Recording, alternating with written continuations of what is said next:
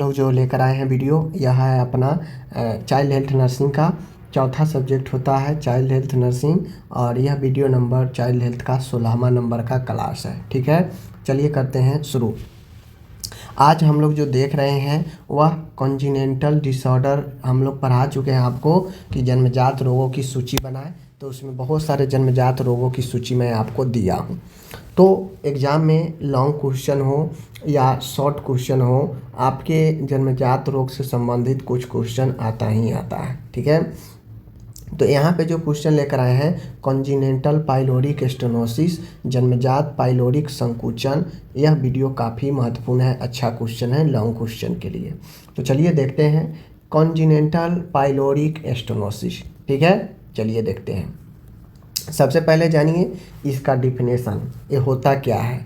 देखिए कॉन्जिनेंटल मतलब तो जन्मजात, पाइलोरिक होता है एक वाल्व होता है, द्वार होता है, स्टेनोसिस मतलब होता है संकुचन और एक जन्मजात रोग है। ठीक है ना, ये जो कॉन्जिनेंटल पाइलोरिक स्टेनोसिस है यह एक जन्मजात रोग है। ठीक है, जन्म से ही मौजूद रहता है, जिसमें होता यह है कि जो पेट और छोटी आंत यानी छोटी आंत के पहला हिस्सा जो ड्यूडेनम है, तो पेट और छोटी आंत के बीच का रास्ता जो होता है यानी जो पाइलोरस मसल्स है वह असमान रूप से थिक यानी मोटा हो जाता है। ठीक है होता क्या है समझ में आया कि अभी मैं आपको समझाऊंगा कि जो पेट होता है, पेट अमाशय, और अमाशय से ही जुड़ा रहता है अपन छोटी आंत, क्योंकि हम भोजन खाते हैं पेट में जाता है तो पेट से छोटी आंत में जाता है। छोटी आंत में जो ड्यूडेनम सबसे पहला भाग होता है जो पेट से कनेक्ट होता है, तो पेट से और इस ड्यूडेनम के बीच का जो कनेक्टिविटी होता है, इसी जंक्शन पर पाइलोरस मसल्स होता है जो दोनों को आपस में कनेक्ट करता है।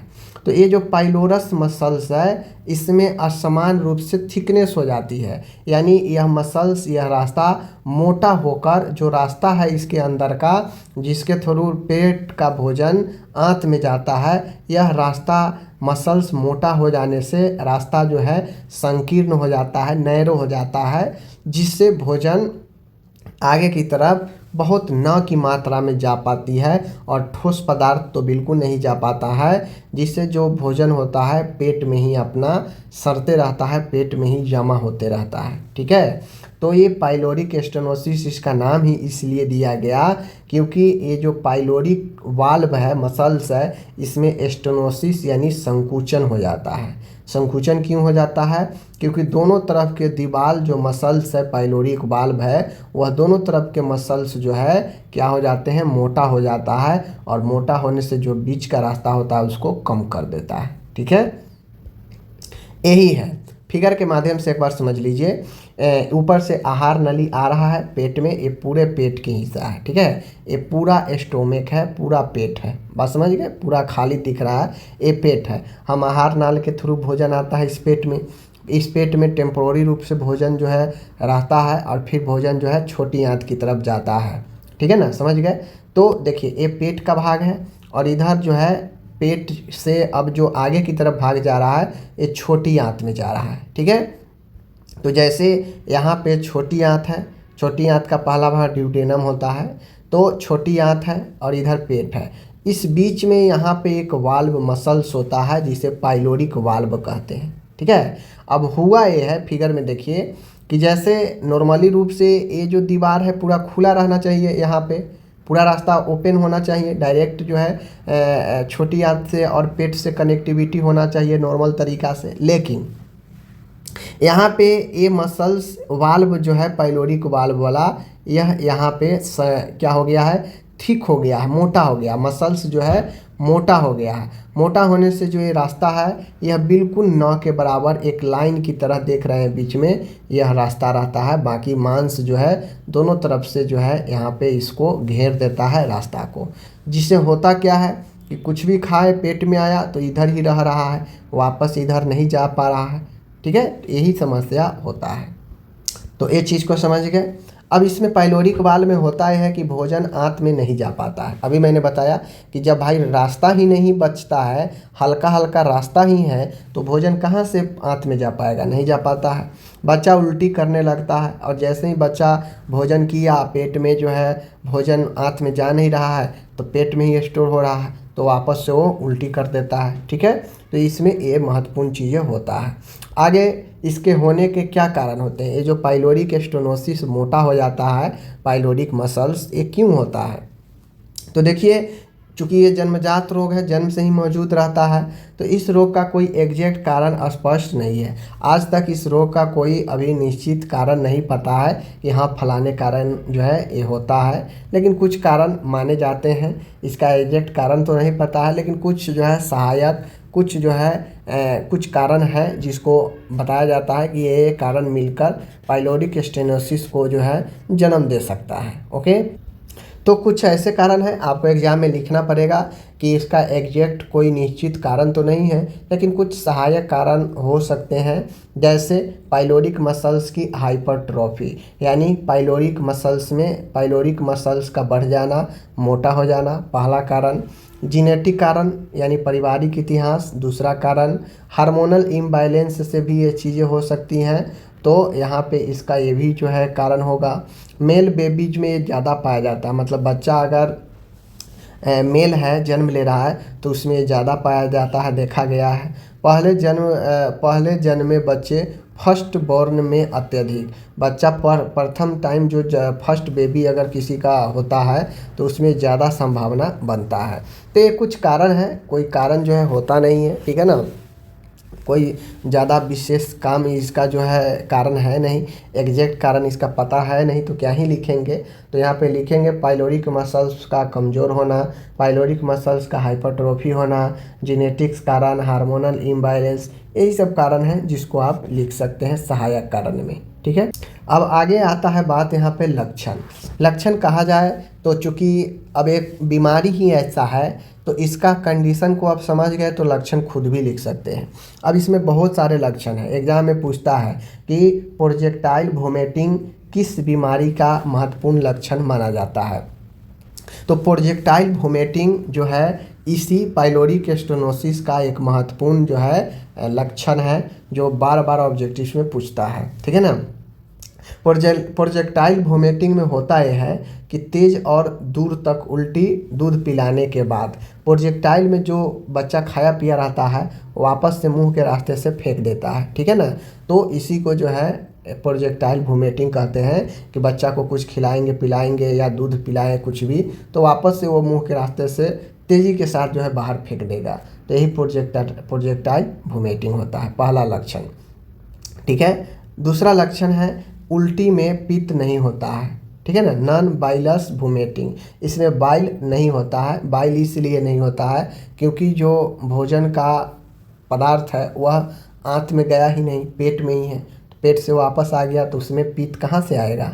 ठीक है ना, तो इन चीज़ों को समझना है आपको। ओके, आगे है यहाँ पे भूख बनी रहती है, भूख इसलिए बनी रहती है, ठीक है, हंग्री वोमिटर, यानी चूँकि इसमें होता यह है कि बच्चा कुछ भी खाया वापस से फेंक दिया, तो जो चूँकि पेट में अब रहा नहीं, हमें भोजन कब, जब भोजन किए पेट में गया, थोड़ा देर रहा, फिर वो छोटी आंत में गया, वहाँ पे पौष्टिक पदार्थ को ऑब्जर्व कर कर बड़ी आंत में भेजा जाता है, लेकिन यहाँ पे पेट में ही है और पेट से वापस आ जा रहा है, तो भूख तो बना ही रहेगा, तो ये भी एक लक्षण होता है।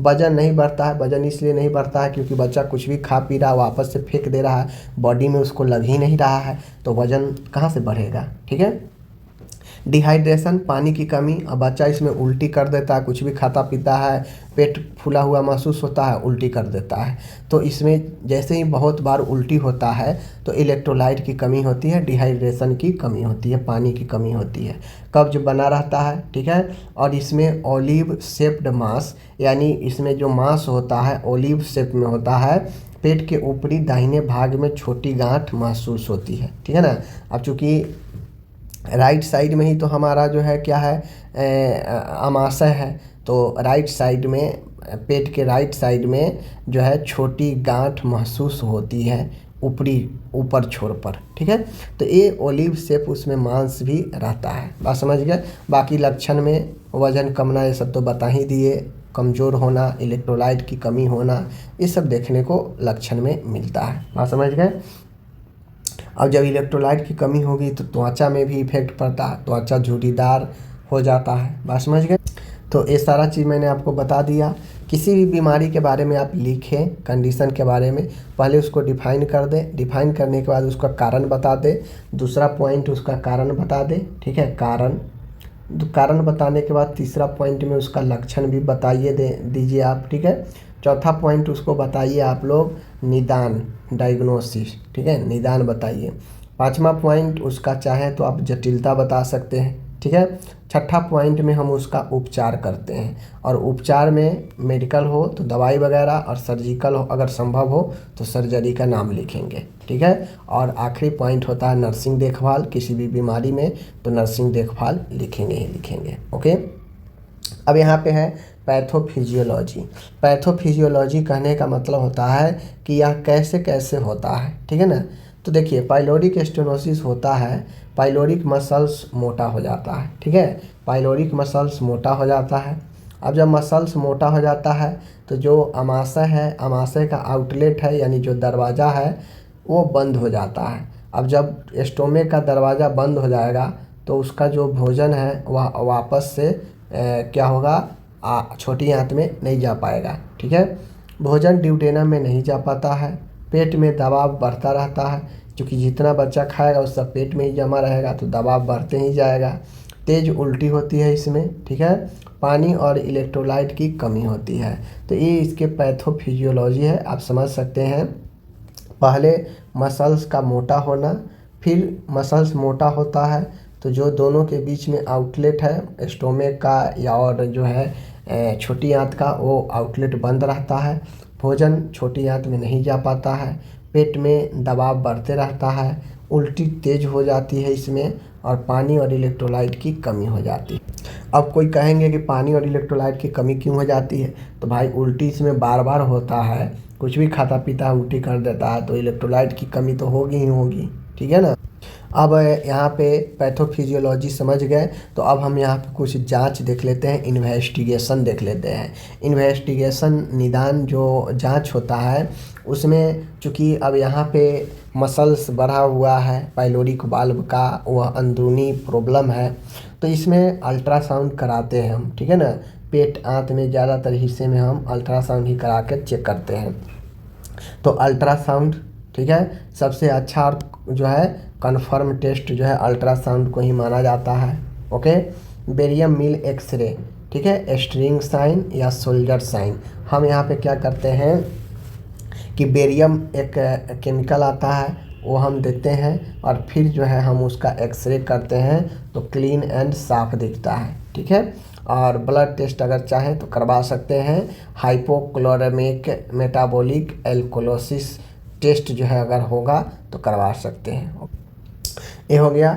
अब हम लोग चलते हैं उपचार की तरफ। मैंने पहले ही बताया उपचार की तरफ चलेंगे, ठीक है। तो उपचार में हम सोचते हैं दो तरीके से, एक तो मेडिकल प्रबंध और एक सर्जिकल प्रबंध।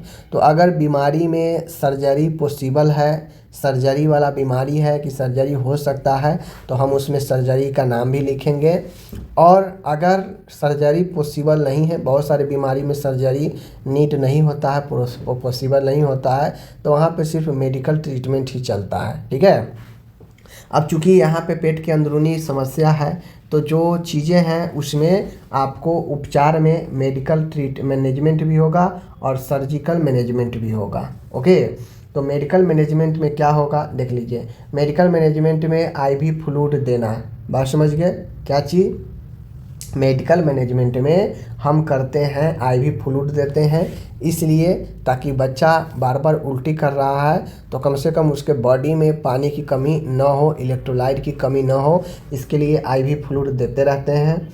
देन उसके बाद इलेक्ट्रोलाइट इम्बैलेंस सुधारते हैं। अगर पोटेशियम, मैग्नीशियम, सोडियम इन सब में अगर कमी आया है, इम्बैलेंस है, तो उसको सुधारने का प्रयास करते हैं। बच्चों को एनपीओ मुंह से कुछ नहीं देते हैं, नील पर ओरल हम इसको जो है रखते हैं, ठीक है। लेकिन ये जो मेडिकल ट्रीटमेंट होता है यह जो है आपका टेम्पोररी होता है, या कोई जो है क्यूरेबल और अस्थाई विधि नहीं है, क्योंकि इसमें जो आईवी फ्लूइड देते हैं यह आईवी फ्लूइड क्या करता है, सिर्फ बॉडी में पानी की कमी को पूर्ति करता है। ठीक है, इलेक्ट्रोलाइट जांच करवाते हैं ताकि इलेक्ट्रोलाइट को सही कर सके। ठीक है ना, बाकी इसमें कोई महत्वपूर्ण चीज़ें नहीं है, तो इसीलिए इसे टेम्पोररी मेथड कहा जाता है। कोई इसका फिक्स उपचार यहाँ पे मेडिकल में नहीं है। रही बात सर्जरी की, तो इसमें सर्जिकल मैनेजमेंट में ज़रूर है कि सर्जिकल मैनेजमेंट में एकदम जो है डिफिनिट ट्रीटमेंट है, सही ट्रीटमेंट है, और उस सर्जरी का नाम है रेमस्टेड पाइलोरोमायोटॉमी। ठीक है ना, रैमस्टेड देख लीजिए, रामस्टेड पाइलोरोमायोटॉमी, रामस्टेड पाइलोरोमायोटॉमी। ठीक है, तो ये सर्जरी का नाम है, याद रखिए, पूछेगा एग्जाम में कि आपको पाइलोरिक स्टेनोसिस हुआ है तो आपको कौन सा सर्जरी करवाना चाहिए, ऐसे पूछ सकता है। तो रामस्टेड पाइलोरोमायोटॉमी। ओके, इसमें होता यह है कि जो पाइलोरिक मसल्स जो वृद्धि हो गया है, थिक हो गया, मोटा हो गया, उसको काट कर खोल दिया जाता है रास्ता को।